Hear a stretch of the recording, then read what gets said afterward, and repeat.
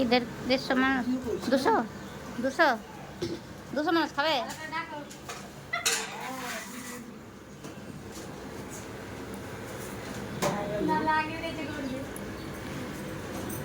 Hello বলো। হ্যাঁ hello guys, আমি রান্না করছি।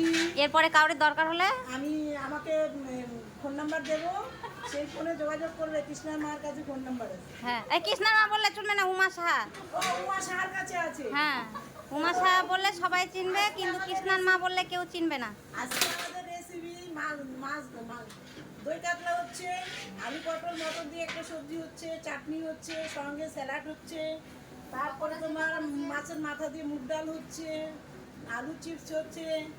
আর আমাদের এই রান্ধুনি রান্না কিন্তু খুবই ভালো, সবাই কিন্তু প্রশংসা করে। হ্যাঁ কাউরির দরকার লাগলে যোগাযোগ করবেন উমা সাহার নাম্বারে। হ্যাঁ হ্যাঁ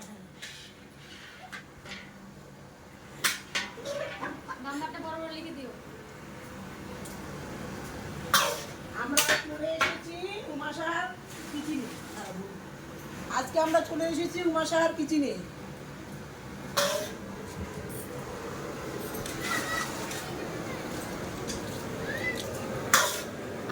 আলু পটলের মটর দিয়ে ওটা বললে না? হ্যাঁ বললাম।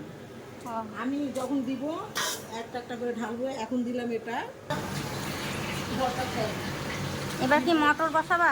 না, এখন আমি হচ্ছে আলু চিপ বসিয়ে মানে ভাজবো, তারপরে আলু মটর দিয়ে তেলটা যে পড়ছে তুমি দেখতে পাচ্ছ রান্ধুনি? একটা সবজি হবে।